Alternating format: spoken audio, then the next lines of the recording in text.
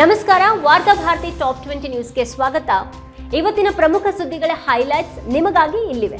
ಭಾರತದ ಅತ್ಯಂತ ವಿಶ್ವಾಸಾರ್ಹ ಹೂಡಿಕೆಯ ತಾಣ ಕರ್ನಾಟಕ. ತಂತ್ರಜ್ಞಾನದ ವಿಪುಲ ಬಂಡವಾಳ ಅವಕಾಶಗಳನ್ನು ಬಳಸಿಕೊಳ್ಳಿ. ಬೆಂಗಳೂರು ಟೆಕ್ ಸಮಿಟ್ 2025ರಲ್ಲಿ ಹೂಡಿಕೆದಾರರಿಗೆ ಸಿಎಂ ಸಿದ್ದರಾಮಯ್ಯ ಕರೆ.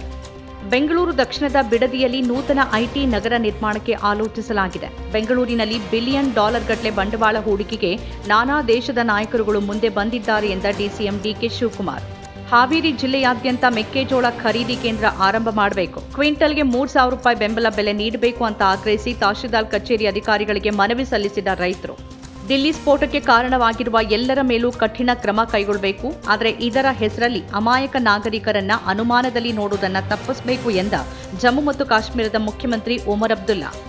ದಿಲ್ಲಿ ಕೆಂಪುಕೋಟೆ ಬಳಿ ನಡೆದ ಕಾರು ಸ್ಫೋಟ ಪ್ರಕರಣದ ತನಿಖೆಯ ಭಾಗವಾಗಿ ಅಲ್ ಫಲಾಹ್ ವಿಶ್ವವಿದ್ಯಾನಿಲಯಕ್ಕೆ ಸೇರಿದ ವಿವಿಧ ಸ್ಥಳಗಳ ಮೇಲೆ ದಾಳಿ ನಡೆಸಿದ ಜಾರಿ ನಿರ್ದೇಶನಾಲಯದ ಅಧಿಕಾರಿಗಳು. ಬಿಹಾರ ಚುನಾವಣೆಯ ಸೋಲಿನ ಸಂಪೂರ್ಣ ಹೊಣೆ ಹೊತ್ಕೊಳ್ತೇನೆ. ಮಹಿಳೆಯರಿಗೆ ₹10,000 ನೀಡದೇ ಇದ್ರೆ ಜೆಡಿಯು 25 ಸ್ಥಾನಗಳಿಗೆ ತೃಪ್ತಿ ಪಡಬೇಕಿತ್ತು. ಜನಸುರಾಜ್ ಪಕ್ಷದ ಪ್ರಶಾಂತ್ ಕಿಶೋರ್ ಹೇಳಿಕೆ. ಬಿಹಾರ ವಿಧಾನಸಭೆ ಚುನಾವಣೆಯಲ್ಲಿ ಆರ್ಜೆಡಿ ಎದುರಿಸಿದ ಸೋಲಿನ ಬೆನ್ನಲ್ಲೇ ಯಾದವ್ ಕುಟುಂಬದ ಒಳಗೆ ಉಂಟಾದ ಕಲಹದ ಬಗ್ಗೆ ಪಕ್ಷದ ಅಧ್ಯಕ್ಷ ಲಾಲು ಪ್ರಸಾದ್ ಯಾದವ್ ಪ್ರತಿಕ್ರಿಯೆ. ಕುಟುಂಬದೊಳಗಿನ ಗೊಂದಲವನ್ನ ತಾನೇ ಬಗೆಹರಿಸಲಿದ್ದೇನೆ ಎಂದ ಲಾಲು ಪ್ರಸಾದ್ ಯಾದವ್. ಬಿಹಾರ ಚುನಾವಣಾ ಫಲಿತಾಂಶದ ಕುರಿತ ಚರ್ಚೆಯ ವೇಳೆ ವಾಗ್ವಾದ ನಡೆದು ಯುವಕನೊಬ್ಬನನ್ನ ಕೊಲೆ ಮಾಡಿದ ಆತನ ಮಾವಂದಿರು. ಮಧ್ಯಪ್ರದೇಶದ ಗುಣಾ ಜಿಲ್ಲೆಯಲ್ಲಿ ನಡೆದ ಘಟನೆ. ಮಕ್ಕಾದಿಂದ ಮದೀನಾಗೆ ತೆರಳುತ್ತಾ ಇದ್ದ ಉಮ್ರಾ ಯಾತ್ರಿಕರಿದ್ದ ಬಸ್ ಸೌದಿ ಅರೇಬಿಯಾದ ಮುಫ್ರಿ ಹತ್ ಬಳಿ ಸೋಮವಾರ ಮುಂಜಾನೆ ಡೀಸೆಲ್ ಟ್ಯಾಂಕರ್ಗೆ ಡಿಕ್ಕಿ ಹೊಡೆದ ಪರಿಣಾಮ 45 ಮಂದಿ ಭಾರತೀಯ ಯಾತ್ರಿಕರು ಮೃತ್ಯು. ಈ ಬಸ್ ಅಪಘಾತದಲ್ಲಿ ಬೀದರ್ ಮೂಲದ ಮಹಿಳೆಯೊಬ್ಬರು ಮೃತಪಟ್ಟಿದ್ದಾರೆ ಅಂತ ದೃಢಪಡಿಸಿದ ಬೀದರ್ ಜಿಲ್ಲಾಧಿಕಾರಿ ಶಿಲ್ಪಾ ಶರ್ಮಾ. ಆಂಧ್ರಪ್ರದೇಶದ ಅಲ್ಲೂರಿ ಸೀತಾರಾಮರಾಜು ಜಿಲ್ಲೆಯ ಅರಣ್ಯ ಪ್ರದೇಶದಲ್ಲಿ ಮಂಗಳವಾರ ಬೆಳಗ್ಗೆ ಭದ್ರತಾ ಪಡೆಗಳು ನಡೆಸಿದ ಜಂಟಿ ಕಾರ್ಯಾಚರಣೆಯ ವೇಳೆ ಎನ್ಕೌಂಟರ್ನಲ್ಲಿ 6 ಮಾವೋವಾದಿಗಳು ಸಾವನ್ನಪ್ಪಿದ್ದಾರೆ ಅಂತ ವರದಿ. ಮಾವೋವಾದಿ ಚಳುವಳಿಯಲ್ಲಿನ ಅತ್ಯಂತ ಪ್ರಭಾವಿ ಹಾಗೂ ಮೋಸ್ಟ್ ವಾಂಟೆಡ್ ನಾಯಕನಲ್ಲಿ ಒಬ್ಬನಾದ ಮದ್ವಿ ಹಿದ್ಮಾ ಮಂಗಳವಾರ ಬೆಳಗ್ಗೆ ಭದ್ರತಾ ಪಡೆಯೊಂದಿಗೆ ನಡೆದ ಎನ್ಕೌಂಟರ್ನಲ್ಲಿ ಹತ್ಯೆಯಾಗಿದ್ದಾನೆ ಅಂತ ವರದಿ ಮಾಡಿದ IndianExpress.com.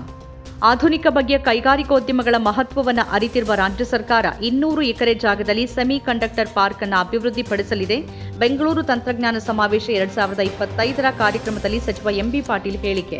ಉಡುಪಿ ಪ್ರತಿಭಟನಾ ಸಭೆಯಲ್ಲಿ ಪ್ರಚೋದನಕಾರಿ ಭಾಷಣ ಮಾಡಿದ ಆರೋಪ. ಹಿಂದೂ ಜಾಗರಣ ವೇದಿಕೆಯ ಮುಖಂಡ ರತ್ನಾಕರ್ ಅಮೀನ್ನನ್ನ ಬಂಧಿಸಿದ ಉಡುಪಿ ಪೊಲೀಸರು. ಉತ್ತರ ಪ್ರದೇಶದಲ್ಲಿ ರೇಬೀಸ್ ಸೋಂಕಿತ ಹಸುವಿನ ಹಾಲಿನಲ್ಲಿ ಪ್ರಸಾದ ತಯಾರಿ. ಪಂಚಾಮೃತ ಸೇವನೆ ಬಳಿಕ ಭೀತಿಯಲ್ಲಿ ಗ್ರಾಮಸ್ಥರು.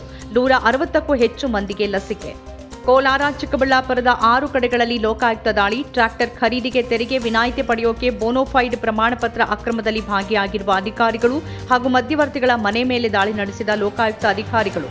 ಉಡುಪಿ ಸಾಬರಕಟ್ಟೆಯಲ್ಲಿರುವ ಶಿರಿಯಾರ ಸೇವಾ ಸಹಕಾರಿ ಸಂಘದ ಕಾವಡಿ ಶಾಖೆಯಲ್ಲಿ ಕೋಟ್ಯಾಂತರ ರೂಪಾಯಿ ವಂಚನೆ ಎಸಗಿರುವ ಪ್ರಕರಣಕ್ಕೆ ಸಂಬಂಧಪಟ್ಟಂತೆ ಆರೋಪಿ ಸುರೇಶ್ ಭಟ್ನನ್ನ ಬಂಧಿಸಿದ ಕೋಟಾ ಪೊಲೀಸರು. ಪರಿಸರ ಮಾನದಂಡಗಳನ್ನು ಉಲ್ಲಂಘಿಸಿದ ಗಣಿಗಾರಿಕೆ ಯೋಜನೆಗಳಿಗೆ ಕೇಂದ್ರ ಸರ್ಕಾರ ಪೂರ್ವಾನ್ವಯವಾಗಿ ಪರಿಸರ ಅನುಮತಿಗಳನ್ನು ನೀಡುವುದನ್ನು ನಿರ್ಬಂಧಿಸಿದ್ದ ತನ್ನ ಮೇ 16ರ ತೀರ್ಪನ್ನ 2-1 ಬಹುಮತದಿಂದ ಹಿಂತೆಗೆದುಕೊಂಡ ಸರ್ವೋಚ್ಚ ನ್ಯಾಯಾಲಯ. ಆಂಬ್ಯುಲೆನ್ಸ್ ಒಂದರಲ್ಲಿ ಅಗ್ನಿ ಅನಾಹುತ ಸಂಭವಿಸಿ ನವಜಾತ ಶಿಶು, ವೈದ್ಯ ಸೇರಿ 4 ಮೃತ್ಯು. ಗುಜರಾತ್ನ ಅಹಮದಾಬಾದ್ನಲ್ಲಿ ನಡೆದ ಘಟನೆ.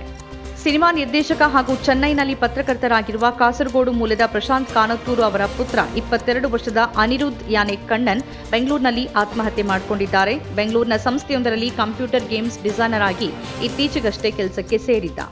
ಮಂಡ್ಯ ಜಿಲ್ಲೆಯ ಮಳವಳ್ಳಿ ತಾಲೂಕಿನ ಶಿವನ ಸಮುದ್ರದ ಬಳಿ ಖಾಸಗಿ ವಿದ್ಯುತ್ ಉತ್ಪಾದನಾ ಕೇಂದ್ರದ 70 ಅಡಿ ಆಳದ ಕಾವೇರಿ ನದಿಯ ನಾಲೆಯಲ್ಲಿ ಸಿಲುಕಿದ್ದ ಕಾಡಾನೆಯನ್ನ ಸತತ 4 ದಿನಗಳ ಕಾರ್ಯಾಚರಣೆ ಬಳಿಕ ರಕ್ಷಿಸಿದ ಅರಣ್ಯ ಇಲಾಖೆಯ ಅಧಿಕಾರಿಗಳು. ನಮ್ಮ ಕಾರ್ಯಕ್ರಮಗಳನ್ನು ನೀವು ನೋಡ್ತಾ ಇದ್ರೆ ನಮ್ಮ ಚಾನೆಲ್ ಅನ್ನ ಸಬ್ಸ್ಕ್ರೈಬ್ ಮಾಡಿ, ಪಕ್ಕದ ಬೆಲ್ ಐಕಾನ್ ಒತ್ತಿ ನಮ್ಮನ್ನ ಬೆಂಬಲಿಸಿ. ಹಾಗೆ ನಮ್ಮ ಕಾರ್ಯಕ್ರಮಗಳನ್ನ ಲೈಕ್ ಮಾಡಿ, ಕಮೆಂಟ್ ಮಾಡಿ, ಅದನ್ನ ಬೇರೆಯವರಿಗೂ ವಾಟ್ಸ್ಆಪ್ ಮೂಲಕ ಶೇರ್ ಮಾಡಿ. ನೀವು ಹೀಗೆ ಮಾಡಿದಾಗ ನಮ್ಮ ಚಾನೆಲ್ ಇನ್ನಷ್ಟು ಮತ್ತಷ್ಟು ಜನರಿಗೆ ತಲುಪಲು ನೀವು ನಮ್ಮೊಂದಿಗೆ ಸಹಕರಿಸಿದ ಹಾಗಾಗುತ್ತೆ. ಇದು ನೀವು ಯಾವುದೇ ಖರ್ಚಿಲ್ಲದೆ ಕೆಲವೇ ಸೆಕೆಂಡುಗಳಲ್ಲಿ ನೀಡಬಹುದಾದ ಸಹಕಾರ. ಧನ್ಯವಾದಗಳು.